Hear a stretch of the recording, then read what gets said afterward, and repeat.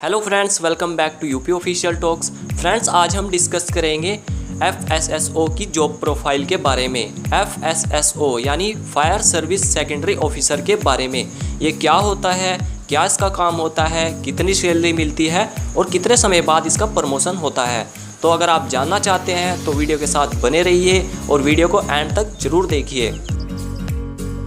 चलिए पहले इसकी थोड़ी हिस्ट्री को जान लेते हैं। 1925 तक जो फायर सर्विस का काम था वो कवाल के अंडर में होता था। फ्रेंड्स, अब आप सोच रहे होंगे कि कवाल क्या है। कवाल उत्तर प्रदेश के प्रमुख शहरों जैसे कानपुर, आगरा, वाराणसी, इलाहाबाद और लखनऊ का एक छोटा रूप था जिसे कवाल के रूप में जाना जाता था।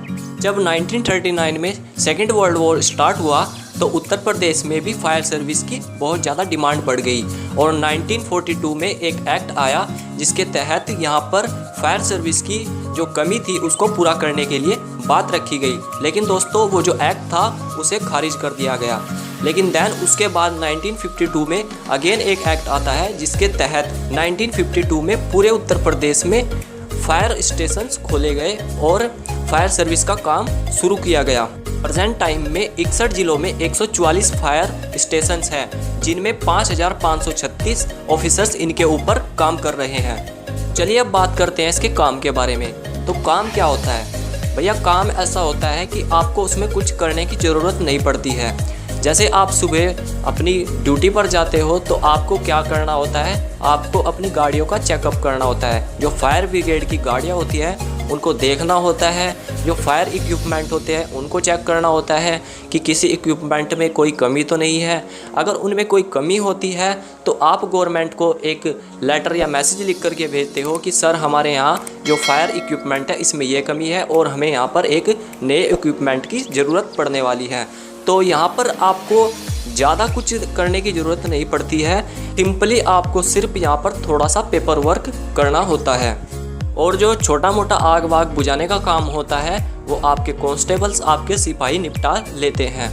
तो कभी कभी ऐसा केस बनता है कि बहुत ज़्यादा, कभी किसी फैक्ट्री में आग लग जाती है, किसी बहुत बड़े पैमाने पर कहीं खेत वेत में आग लग जाती है, तो उसी दौरान आपको वहाँ से अपनी फायर ब्रिगेड के साथ जाना होता है और जब आप वहाँ पर जाते भी हो तो तब भी आपको वहाँ पर कुछ करना नहीं पड़ता है। बस आपको वहाँ पर इस चीज़ को रिकॉर्ड करना होता है कि किस कारण से यहाँ पर आग लगी है और कितना नुकसान हुआ। तो जो छोटी मोटी जानकारी होती है वहाँ से आपको कलेक्ट करनी होती है और आपको एज ए रिकॉर्ड के रूप में अपने स्टेशन में जमा करनी होती है।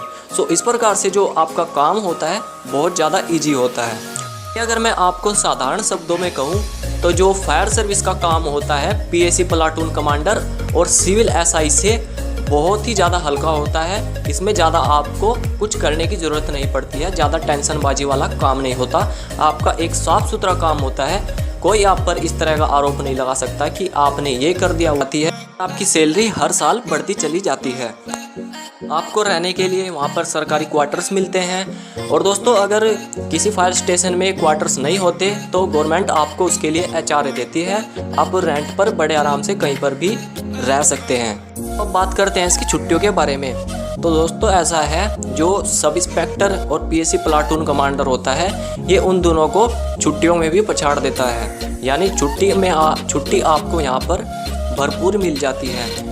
जब भी आपको कोई अर्जेंट काम हो तो आप यहाँ पर छुट्टी ले सकते हैं। छुट्टी का यहाँ पर कोई इतना बड़ा रोल नहीं है कि आपको छुट्टी नहीं मिलेगी, क्योंकि आपके पास कोई इतना भारी काम नहीं है, तो इसलिए छुट्टी बड़े आराम से मिल जाती है।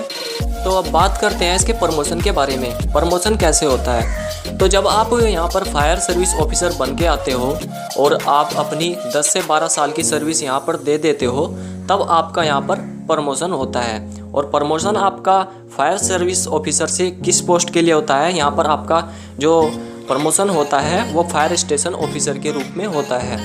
तो यानी कि जब आप फायर सर्विस ऑफिसर से आपका जो प्रमोशन होगा वो फायर स्टेशन ऑफिसर के रूप में होगा। देन उसके बाद जो आपका प्रमोशन होता है वो चीफ फायर ऑफिसर के रूप में होता है। यानी कि आपका जो इसके बाद प्रमोशन होता है वो चीफ फायर ऑफिसर के रूप में होता है। तो इस प्रकार से यहाँ पर आपका प्रमोशन होता है। और प्रमोशन के लिए जो साल होते हैं उसमें 10 या 12 साल आपको यहाँ पर सर्विस देनी होती है, तभी उसके बाद आपका यहाँ पर प्रमोशन होता है। दोस्तों प्रमोशन होने के साथ साथ आपकी यहाँ पर फैसिलिटीज़ बढ़ती है और आपकी यहाँ पर सैलरी में भी ग्रोथ होती है। सो इस प्रकार से आपको ज़्यादा टेंशन नहीं लेने की ज़रूरत है। आप फायर सर्विस ऑफिसर में भी बहुत अच्छे से अपना ईमानदारी से काम कर सकते हैं। सो फ्रेंड्स, ये थी फायर सर्विस मैन से रिलेटेड बेसिक इन्फॉर्मेशंस। अगर कोई बात छूट गई हो तो आप मुझे कमेंट बॉक्स में जाकर पूछ सकते हैं, मैं आपको उसका बेझिझक आंसर ज़रूर दूंगा। और आपको वीडियो कैसा लगा है हमें ज़रूर बताइए। अगर वीडियो अच्छा लगा हो तो वीडियो को लाइक कीजिए, चैनल को सब्सक्राइब कीजिए और साथ में अपने फ्रेंड्स के साथ शेयर ज़रूर कीजिए। सो फ्रेंड्स, आज के लिए इतना ही, मिलते हैं नेक्स्ट वीडियो में, तब तक के लिए जय हिंद।